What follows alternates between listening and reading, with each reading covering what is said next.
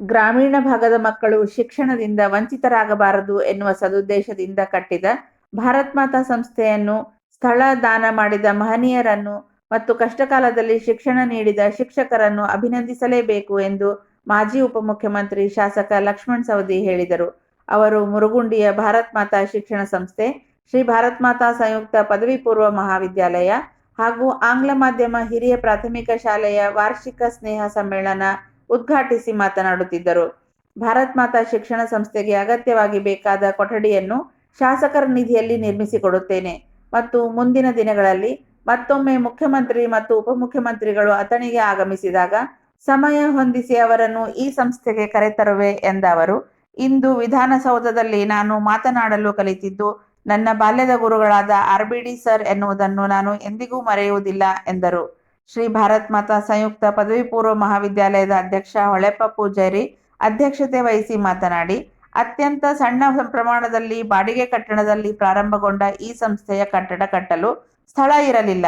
ಹೀಗಾಗಿ ನಾನು ನಮ್ಮ ತಂದೆಯವರಿಗೆ ವಿನಂತಿಸಿಕೊಂಡು ನಮ್ಮ ಮಾಲೀಕತ್ವದ 3 ಎಕರೆ ಜಾಗವನ್ನು ದಾನವಾಗಿ ನೀಡಿದೆ ಎಂದರು.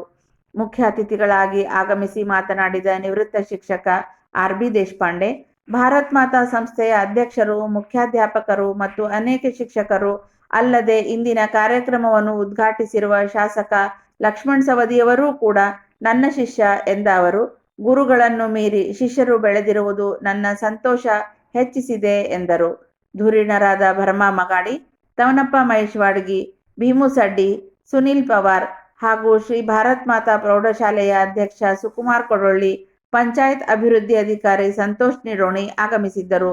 ಭಾರತ್ ಮಾತಾ ಪದವಿ ಪೂರ್ವ ಮಹಾವಿದ್ಯಾಲಯದ ಕಾಲೇಜು ವಿಭಾಗ ಪ್ರಾಚಾರ್ಯ ಅಜಿತ್ ಗಸ್ತಿ ಸರ್ವರನ್ನು ಸ್ವಾಗತಿಸಿದರು. ಆಡಳಿತ ಮಂಡಳಿಯ ಸದಸ್ಯರು, ಸಿಬ್ಬಂದಿ ವರ್ಗ ಹಾಗೂ ಸಮಸ್ತ ಮುರುಗುಂಡಿ ಗ್ರಾಮದ ಗಣ್ಯ ವ್ಯಕ್ತಿಗಳು, ಪಾಲಕರು ಉಪಸ್ಥಿತರಿದ್ದರು.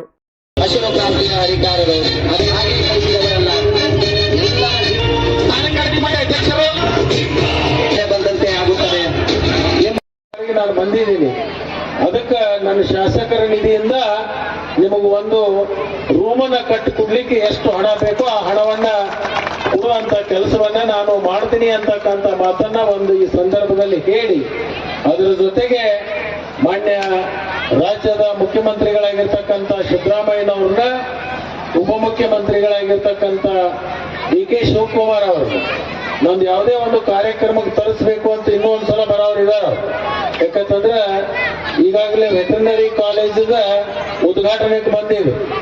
ಅದಾದ್ಮೇಲೆ ನಮ್ಮ ಕೊಟ್ಟಲಿಗೆ ಅಮ್ಮಾಜೇಶ್ವರಿ ಯಾತ್ರಿ ನೀರಾವರಿ ಭೂಮಿ ಪೂಜೆಗೂ ಬಂದಿದೆ. ಅದರ ಉದ್ಘಾಟನೆ ಕಾರ್ಯಕ್ರಮಕ್ಕೂ ಒಮ್ಮೆ ತರಬೇಕಂತಿದೆ. ಅದರ ಜೊತೆಗೆ ಮಾನ್ಯ ಮುಖ್ಯಮಂತ್ರಿಗಳು ನಮ್ಮ ಕ್ಷೇತ್ರಕ್ಕೆ ಒಂದು ಅಗ್ರಿಕಲ್ಚರ್ ಕಾಲೇಜನ್ನು ಕೂಡ ಈಗಾಗಲೇ ಮಂಜೂರು ಮಾಡಿದ್ದಾರೆ.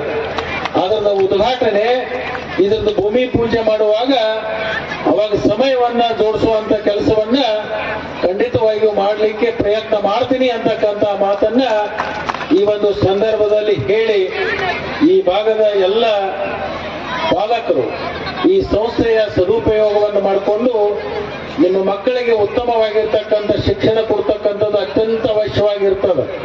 ಇವತ್ತು ಆಧುನಿಕ ಕಾಲದಲ್ಲಿ ಇವತ್ತು ವಿದ್ಯೆ ಇಲ್ಲದೆ ಹೋದ್ರೆ ನಮ್ಮ ಬದುಕು ಬಹಳಷ್ಟು ಕಷ್ಟ ಅಂತಕ್ಕಂಥದ್ದು ಎಲ್ಲರಿಗೂ ಅರ್ಥ ಆಗಿದೆ. ಶಿಕ್ಷಣ ಬಹಳ ಅವಶ್ಯಕತೆ ಇರತಕ್ಕಂಥದ್ದು. ಆ ಶಿಕ್ಷಣದಿಂದ ಯಾರನ್ನೂ ಕೂಡ ನನ್ನ ಶಿಷ್ಯ ಲಕ್ಷ್ಮಣ ಸವದಿ ಅವರು ಈ ಸಮಾರಂಭಕ್ಕೆ ಬಂದದ್ದು ನನಗೆ ಅತ್ಯಂತ ಹೆಮ್ಮೆಯ ಸಂಗತಿ ಅನ್ನಿಸ್ತು. ನನಗೆ ವಿಶೇಷವಾದಂತ ಇವತ್ತು ನನ್ನ ಜೀವನದೊಳಗೆ ಒಂದು ಅತ್ಯಂತ ಮಹತ್ವದ ಘಟನೆ ಅಂತ ಹೇಳಲಿಕ್ಕೂ ತಪ್ಪಾಗ್ಲಿಕ್ಕಿಲ್ಲ. ಯಾಕಂದ್ರೆ ಈ ಸಂಸ್ಥೆಯ ಅಧ್ಯಕ್ಷರು ನನ್ನ ಹಿಂದಿನ ವಿದ್ಯಾರ್ಥಿ ಹೊಳೆಪಣ್ಣ ಪೂಜಾರಿ, ಸಂಸ್ಥೆಯ ಚೇರ್ಮನ್ರು ಬಾಬುರಾವ್ ವಾಘಮೋಡೆ ಅವರು ನನ್ನ ವಿದ್ಯಾರ್ಥಿ, ಸಂಸ್ಥೆಯಲ್ಲಿ ಕೆಲಸ ಮಾಡ್ತಕ್ಕಂಥ ಪ್ರಿನ್ಸಿಪಾಲ್ ಗಸ್ತಿ ಅವರು ನನ್ನ ವಿದ್ಯಾರ್ಥಿ. ಇದೆಲ್ಲ ಗುಡಿ ಆತ್ರಿ, ಖರೆ ಕಳಸ ಒಂದು ಬೇಕಲ್ಲ. ಆ ಕಳಸ ಯಾರು ಅಂದ್ರೆ ನನ್ನ ಕೈಯೊಳಗೆ 4 ಅಕ್ಷರ ಕಲ್ತಂತ ಲಕ್ಷ್ಮಣ ಸವದಿ ಅವರು ನನ್ನ ಶಾಲೆ ವಿದ್ಯಾರ್ಥಿ ಅಂತ ಹೇಳಿ ನನಗೆ ಹೆಮ್ಮೆ ಮತ್ತು ಸಂತೋಷ ಅನ್ನಿಸ್ತು. ಯಾಕಂದ್ರೆ ಒಬ್ಬ ಶಿಕ್ಷಕಗೆ ಸಮಾಧಾನ ಯಾವಾಗ ಅಂದ್ರೆ ನನ್ನ ಮಕ್ಕಳು ಏನಾಗ್ತಾರ ಬಹಳ ಮಹತ್ವದ್ದಲ್ಲ, ನನ್ನ ಕೈಯೊಳಗಿನ ವಿದ್ಯಾರ್ಥಿಗಳು ಏನಾಗ್ತಾವ. ಯಾಕಂದ್ರೆ ಗುರು ಸೋಲಬೇಕಾದ್ರೆ ಶಿಕ್ಷಣ ಹಿಂದೆ ಸೋಲಬೇಕು ಹೊರತಾಗಿ ಬೇರೆ ಜನರಿಂದ ಸೋಲಬಾರದು. ನಾ ಇವತ್ತು ಅವ್ರ ಮುಂದೆ ಸೋತೀನಿ ಅಂತ ಹೇಳ್ಕೊಂಡು ನಾನು ಒಪ್ಕೋತೀನಿ. ಯಾಕಂದ್ರೆ ನನಗಿಂತ ಅನೇಕ ಕ್ಷೇತ್ರದೊಳಗೆ ಮುಂದೆ ಹೋಗಿ ಜನರ ಪ್ರೀತಿಯನ್ನ ಸಂಪಾದಿಸಿ ಈ ಒಂದು ಹಂತಕ್ಕೆ ಬಂದಿರ್ತದೆ ಅವರಿಗೆ. ಯಾಕಂದ್ರೆ ಇಂಥ ಒಂದು ಹಳ್ಳಿಗಾಡ ಪ್ರದೇಶದೊಳಗ ದಾನ ಕೊಟ್ಟ ಶಾಲೆ ಪ್ರಾರಂಭಿಸುವುದು ಇದು ಸಾಮಾನ್ಯ ಸಂಗತಿ ಅಲ್ಲ.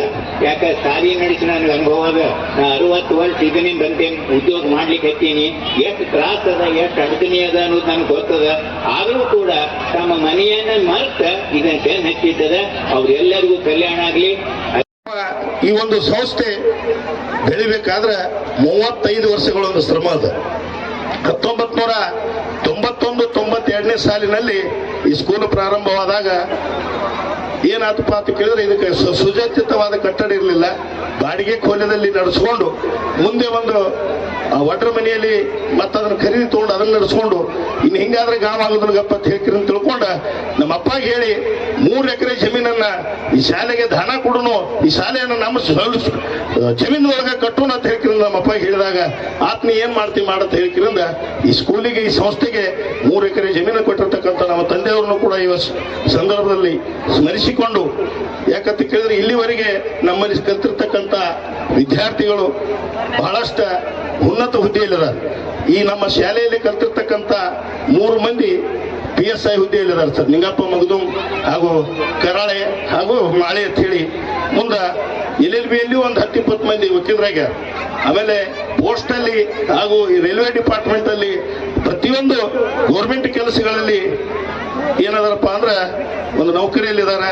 ಮತ್ತೆ ಈ ಸಂಸ್ಥೆ ಬಹಳ ಒಂದು ಅತಿ ಕಡುಬಡತನದಲ್ಲಿ ಬೆಳೆದಿರ್ತಕ್ಕಂಥ ಈ ಸಂಸ್ಥೆ. ಯಾಕಂತ ಕೇಳಿದ್ರೆ ಇದನ್ನ ಸಾವುಕಾರ MLA ಆಗೋಕ್ಕಿಂತ ಮೊದಲ ಇದ್ರದ್ದು ಅಡಿಗಲ ಸಮಾರಂಭ ಮಾಡಾಗ ವೀರಕುಮಾರ್ ಪಾಟೀಲ್ ಅವರು ಒಂದು ರೂಮ್ ಹಾಕಿ ಕೊಟ್ಟಿದ್ರು 2 ಲಕ್ಷ ರೂಪಾಯಿ. ಆ ವೀರಕುಮಾರ್ ಅವ್ರ ಪಾಟೀಲ್ ಅವ್ರ ರೂಮನ್ನು ಅಡಿಗಲ ಸಮಾರಂಭಕ್ಕೆ ಸಿದ್ದರಾಮಯ್ಯ ಸಾಹೇಬ್ರನ್ನು ಮತ್ತು ಮಾದೇವಪ್ಪ ಸಾಹೇಬ್ರನ್ನು ಕರೆಸಿದ್ರೆ ಅಡಿಗಲ ಸಮಾರಂಭನ ಮಾಡಿದ್ವಿ. ಅದಕ್ಕೆ ದಯವಿಟ್ಟು ಸಾವುಕಾರ ನಮ್ಮದು ಇನ್ನೊಂದು ಏನಂತೈತಿ, 35 ವರ್ಷ ಆದ್ರೂ ನಾವೇನೋ ಉದ್ಘಾಟನೆ ಮಾಡಿದ್ರಿ. ನೀವು DK ಶಿವಕುಮಾರ್ನ ಮತ್ತು ಸಿದ್ದರಾಮಯ್ಯ ಸಾಹೇಬ್ರನ್ನ ತಂದಿದ್ರು ಉದ್ಘಾಟನೆ ಮಾಡಿಸೋ ಜವಾಬ್ದಾರಿ ನಮ್ಮ ಲಕ್ಷ್ಮಣನ ಸವದಿ ಅವರಿಗೆ ಐತಿ ಅಂತ ಹೇಳಿ ತಿಳ್ಕೊಂಡು ಇವತ್ತಿನ ದಿವಸ ಅವರ ಮಾಡೇ ಮಾಡ್ತಾರಂತಕ್ಕಂಥ ವಿಷಯವನ್ನ ನನ್ನ ಆತ್ಮವಿಶ್ವಾಸ ಇಟ್ಕೊಂಡು ಇಲ್ಲಿವರೆಗೆ, ಯಾಕಂತ ಕೇಳಿದ್ರೆ ನಮ್ಮ ಸ್ಕೂಲ